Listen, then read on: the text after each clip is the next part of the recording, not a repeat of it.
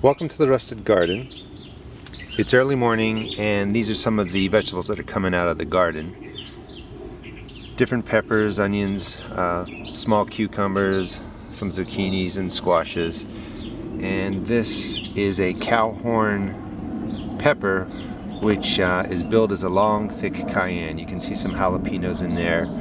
And what I thought I would make today is an heirloom tomato salsa, just a base salsa which you can add to. And I'm going to come in here to my Brandywine reds, and the heirlooms I'm going to use are Brandywine red tomatoes. And these are of course ready to go. See if I can do this left-handed. But these are the tomatoes, heirloom tomatoes that are going to go into the salsa. I almost forgot an essential ingredient, cilantro. Cilantro is something you can grow in a garden all year long. It does grow better in the cooler weather, but you want to keep planting it throughout the spring and the summer because cilantro will bolt quickly and you won't be able to use it once it starts flowering. The flavor changes a little bit. When you plant cilantro, when it gets about this tall in the ground, you want to find another spot, put in some more seed, and this way you'll keep having cilantro throughout the growing season. I'm just going to pick a good batch and then I'll show you how to make the basic salsa. These are the ingredients to make an heirloom tomato garden salsa. All these ingredients but the lime juice is from my garden, and I did forget to buy a lime. You want to use one fresh lime. You don't want to use the container lime juice, it's just not as good, but I'll use what we had in the kitchen. The first thing you want to do is prepare the garlic and onions. You want, in this recipe, and you don't have to follow it perfectly, the main ingredients to salsa are tomato, onions, garlic, cilantro, over here jalapenos, and you can really just mix them to how you like. We're going to start with just a basic recipe that you can build on. First thing, chopped garlic. You want to finely chop a clove of garlic and put it into your bowl. This is about the size of garlic you want. If you don't like garlic, don't use it. If you like garlic a little bit, use a little less. If you really like it, you can use more. Next thing is you want a cup of onions. These onions came out of my garden. You can mix up the colors of the onions. There's yellow, purple, and white onions there. You can vary how you chop them. You can chop them sort of coarsely. You can leave them like this. You can, I'm not sure what that is, sort of almost julienne mini. These are also bunching onions, which you can cut just circularly. But you want a variety of chop in your onions so that when you're looking at your salsa, you see variation. So break up the onions and put them in to your bowl. And again, if you vary the way you chop your vegetables, it'll have better eye appeal.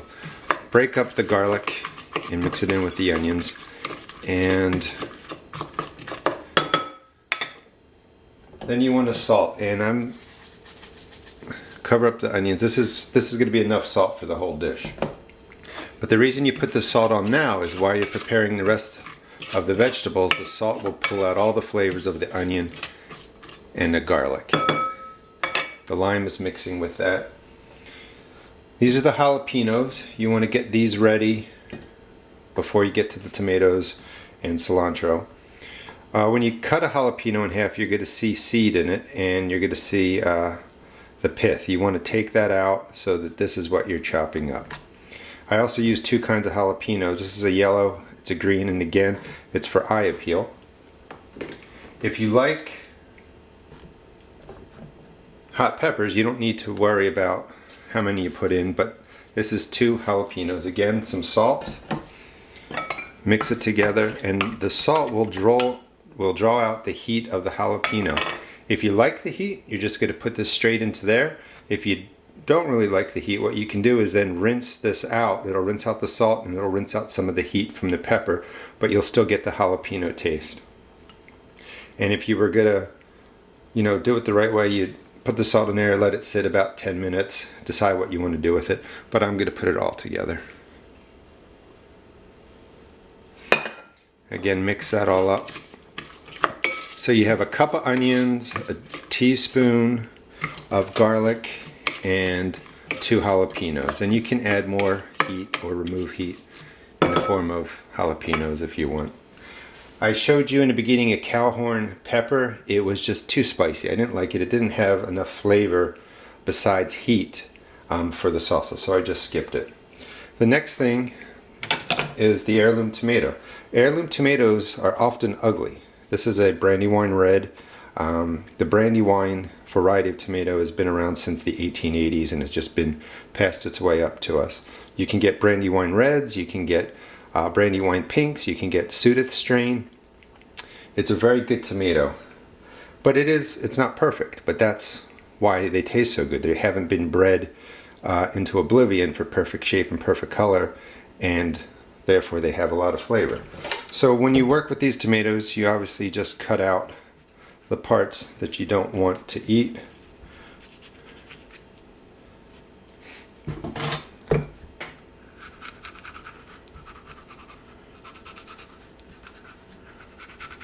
And I've already cut up. We're going to use about 2 to 3 cups of tomato.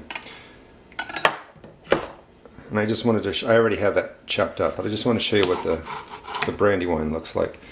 It's a really meaty potato. Lots of tomato flesh, little seed, little liquid. If you were to, dice up your tomatoes, again, you want to vary the chop size, but you just make a slice. I use a serrated edge because it cuts nicely through the tomato without smashing it. And, well, let's turn it because I did it sideways. And you would just cube up your tomato like that for your salsa. So here's about 2 1/4 cups of tomato. And you can see the bottom is chopped thicker. The top I chopped more finely. The next ingredient, let me clear out this salsa, this heirloom.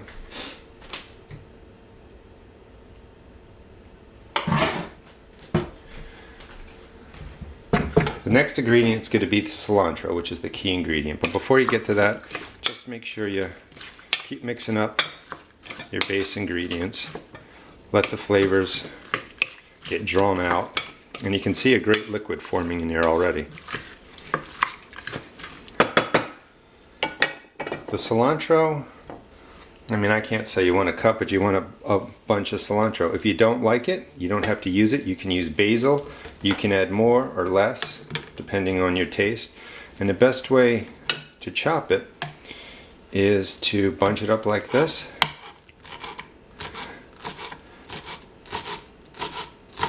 And just cut it down.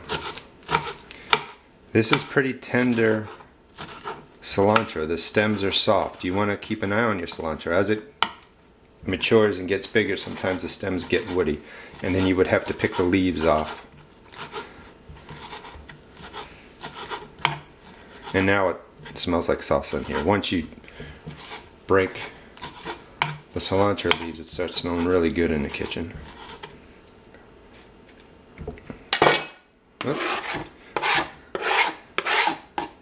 The cilantro goes in, and mix it in. This is your basic heirloom garden salsa. This is the base. I do want to add some pepper into it. You can do that to your liking. And you could stop here and you have, a great garden salsa made with heirloom tomatoes. Lots of good liquid in there. I'm going to taste it for salt. Pretty good. Now you can start adding to it based on what's in the garden. I had a bunch of 3-inch cucumbers. You can cube them up and put them right in. You want to put them in at the end. You don't want to put them in when you salt the onions and the garlic. You don't want all the cucumber liquid being pulled out by the salt. This is a small green pepper and 1 banana pepper. These are sweet peppers, coarsely chopped up. Put them in.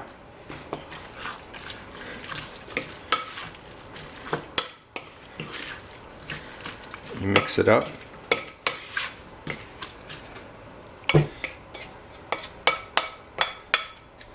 And there's your salsa. A very basic recipe. Some things you can do is you can actually drain the juice out. Use it as a salad dressing if you mix in some olive oil.